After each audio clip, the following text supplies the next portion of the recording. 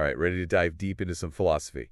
Today, it's Pascal's wager, one of those thought experiments that just keeps sparking debate. Yeah, Pascal's wager, huh? What always gets me is how it kind of sidesteps the whole prove God exists thing. Right, it's not about certainty. It's more like, okay, what's the best move in this game, even if we don't know all the rules? Exactly. Pascal's looking at it like a bet, a gamble with, well, cosmic stakes, right? And the way he brings in probability, it's like early decision theory in action. Pretty ahead of his time, wasn't he? But to really get this, we need the context. Back then, everyone was obsessed with proving God. Oh, yeah, they were all about those proofs, but Pascal wasn't convinced. He thought there had to be a different approach. Exactly. He shifted the focus. Instead of proof, he's like, what's the most prudent move for you? What's the best strategy? It's a prudential argument. Okay, so less theology, more game theory. I like where this is going, but before we go all in, maybe a quick decision theory 101, just so we're all on the same page. Sure, yeah, good idea. Think of it this way. You've got different outcomes, each with a certain value that's utility. And then you've got your choices, but sometimes you're not sure how things will play out. Pascal, even way back then, was doing something a lot like expected utility calculations. So Pascal's wager, it's like this ancient prototype for modern decision theory. That's pretty wild, but let's get to the wager itself. What's the bet? All right, picture a decision table. One side, God exists. Other side, nope, God doesn't exist. Your options, well, you can major for God or against him. Classic setup, 2 by 2. But what about the payoffs in this cosmic casino? What are we talking about? Here's where it gets interesting. Pascal says if you wager for God and, he's real, well, jackpot, eternal life, bliss, you name it, infinite reward. But if you wager for God and turns out nothing there, well, you're back where you started. No big loss, right? Okay, so wagering for God, not looking too bad so far. But what if you go against him? Now things get a little risky. If you wager against God and he is real, well, let's just say not ideal, maybe eternal, whatever the point is, bad bet. But if you wager against God and he doesn't exist, well, again, nothing changes, status quo. So it seems like no matter what, wagering for God, it's the safer play. Is that what he's getting at? You got it. And here's where the probability comes in. He's like, even if you're not sure, give some probability to God existing, even a tiny bit. As long as it's not zero, that potential infinite reward, it outweighs any finite cost. Like he's using the concept of infinity to tilt the scales towards believing. Yeah, he's saying look at the expected utility, you multiply the value of each outcome by its probability, and even a small chance of infinite reward, well, that ends up with an infinitely large expected utility. But wait a minute. What if you're absolutely certain there is no God? Like a hardcore atheist, zero probability. Wouldn't that kind of blow the whole thing up?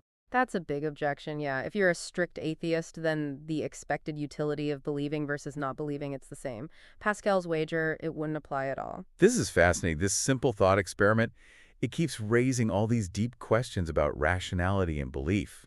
And I'm guessing there are a lot more objections to this whole wager. Oh yeah, tons. And some of them get pretty complex. All right, well, let's dive into those objections then and see if this wager can survive a little philosophical scrutiny. First off, what about that decision table itself? It seems a little oversimplified. Right. Some people say, hold on, are those values, the utilities, really so black and white? Is salvation really infinitely good? Maybe depends on the person, right? And what about different ways of wagering for God? Maybe different approaches have different rewards. Yeah, good point. We might need like more rows and columns in that table. And what about all the other gods? Can't you make the same argument for any deity? Yes, the many gods objection, one of the classics. If you can't prove whether any god exists, then doesn't that apply to all of them? It's like our simple table just exploded into a giant spreadsheet. Okay, that's a lot to think about. Is there even a decent counter to this infinite gods problem? Well, some philosophers, they try using probability as a tiebreaker. Even if multiple gods offer infinite expected utility, maybe some are more likely than others. That seems reasonable. But hold on, aren't we just shifting the problem? How do you figure out which god is more probable?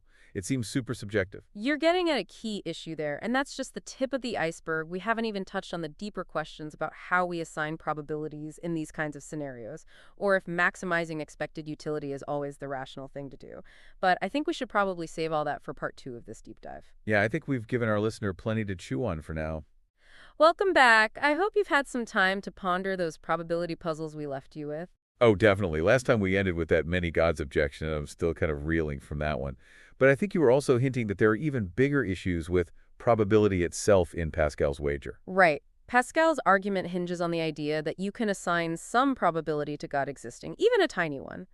But what if that's just not possible? I think I'm starting to see the issue. It's one thing to argue about what that probability is, But what if we can't even apply the concept of probability to something like God? Exactly. Some philosophers argue that trying to assign a probability to God's existence is irrational. It's like trying to weigh your thoughts. You're in the state of total ignorance, what we call epistemic nullity. Maybe the most rational response is just saying, I don't know and I can't assign a probability. So maybe Pascal was a bit too quick to assume we could quantify the likelihood of God. But even if we set that aside, there are people who go even further, right? You're talking about strict atheists. They don't just not know the probability. They flat out assign a probability of 0 to God existing. Which, if we follow Pascal's logic, would completely shut down his argument. 0 times infinity. Well, you're still left with 0. No infinite reward can fix that. Exactly. For a strict atheist, the expected utility of believing is the same as not believing. Pascal's wager wouldn't apply at all. This is getting really interesting. This seemingly simple thought experiment keeps raising all these fundamental questions about rationality and belief. So we've got problems with the decision table, problems assigning probabilities. But wasn't there also something about the idea of maximizing expected utility itself being problematic? You're right. Pascal assumes the most rational choice is always the one that maximizes expected utility. But there are challenges to that idea within decision theory itself. Like those classic paradoxes, right? The St. Petersburg paradox comes to mind. Exactly. That paradox shows a gamble with infinite expected value, but most people wouldn't risk much to play it. It seems counterintuitive that a rational person would bet everything they have, even with a chance at infinite winnings. It's like our intuition pushes back against the pure math. Maybe there are other factors at play besides expected utility. Probably. Things like risk aversion or the idea that money becomes less valuable the more you have.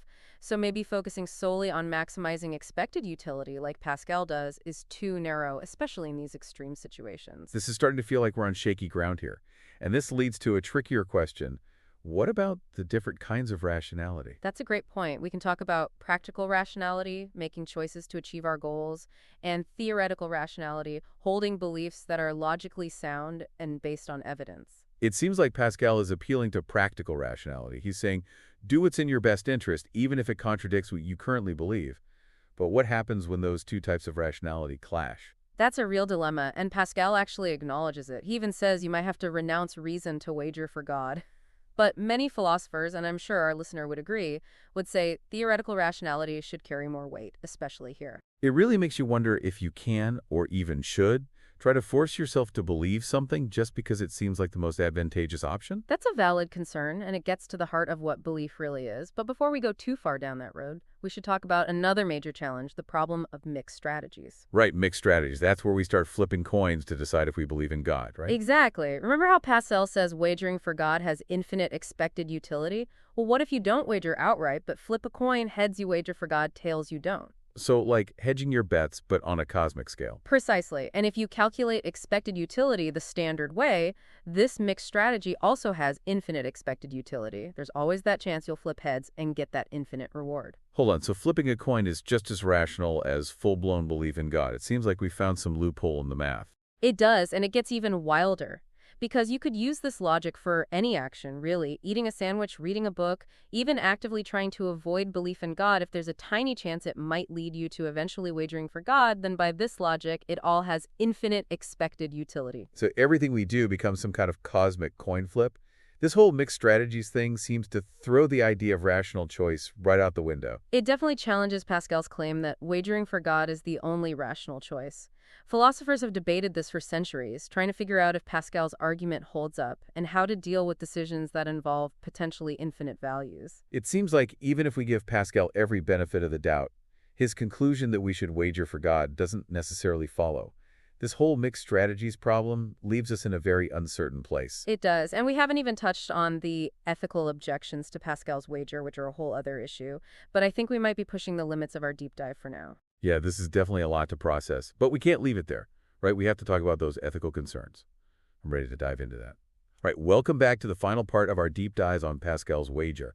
I hope you've had some time to mull over all those tricky questions from the last two parts, because things are about to get even more interesting. That's right, we've dug into the logic, the probabilities, even the math of Pascal's wager, and, well, let's just say it's been a pretty wild ride so far. Definitely. But now we've got to tackle the elephant in the room, the ethics of it all.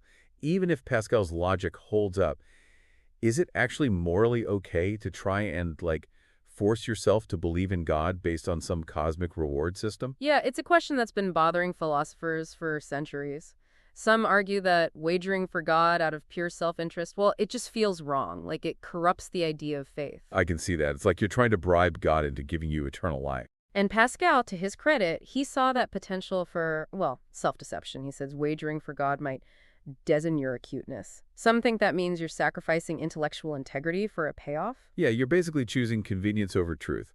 But aren't there also arguments that wagering for God could actually be harmful to society? For sure. The philosopher W.K. Clifford, he made a pretty famous argument that believing anything without good evidence, it's dangerous. It spreads this kind of like disease of unreason, undermines the whole pursuit of truth.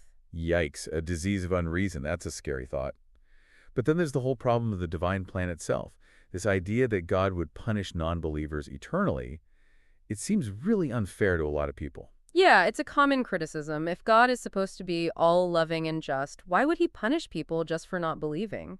Especially if they never even had a chance to learn about him in the first place. And if you accept this idea of a punishing God, then suddenly wagering for him feels, I don't know, kind of complicit. Like you're siding with a dictator out of fear, not genuine belief. Those are all serious ethical challenges to Pascal's wager, for sure. It makes us think not just about whether our choices are rational, but also if they're morally right. It's like, even if we manage to get through all the logical and probability hurdles, we're still stuck with this huge ethical dilemma.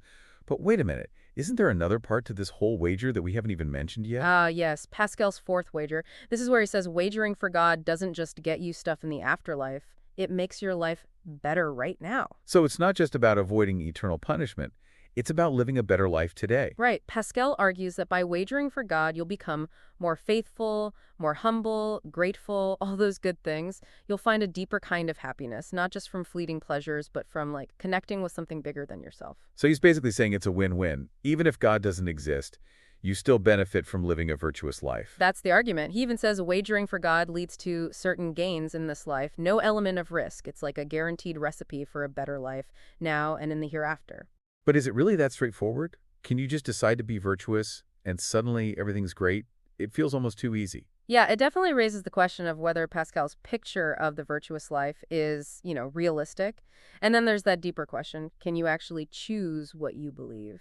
We've been dancing around that one this whole time. If belief is something that just happens to you, not something you can force, then what does it even mean to wager for God? Well, this is where Pascal suggests taking steps to cultivate belief, even if you can't just make it appear out of thin air. He talks about things like acting as if you believe, doing religious practices, surrounding yourself with believers. So it's not a one-time bet, but more like starting down a path that could lead to genuine belief. That's it. It's an ongoing process, a wager that unfolds over time. The real decision is whether to start that journey or not. That's a pretty powerful way to look at it. It's not just about gambling, it's about embarking on a journey of faith. And I think that's why, even with all the logical issues and ethical debates, Pascal's wager is still so relevant. It speaks to this basic human desire for meaning, purpose, for something beyond the everyday. It forces us to confront those really big questions. What do we believe? Why do we believe it? And what are we willing to bet our lives on? Exactly. And ultimately, those are questions each of us has to answer for ourselves. There's no formula or easy solution. It's up to each individual to find their own way. So for our listener, who I know loves a good philosophical challenge, the real value of Pascal's wager might not be in the answer itself, but in the journey it takes us on. It's a journey through logic, probability, ethics, and the very nature of belief. Well said. It reminds us that even when we're faced with uncertainty, we still have the power to make choices, to take a chance, to shape our lives and our beliefs. I think that's a perfect note to end on. Thanks for joining us for this deep dive into Pascal's wager. Until next time, keep exploring, keep questioning, and keep wagering on the things that truly matter to you.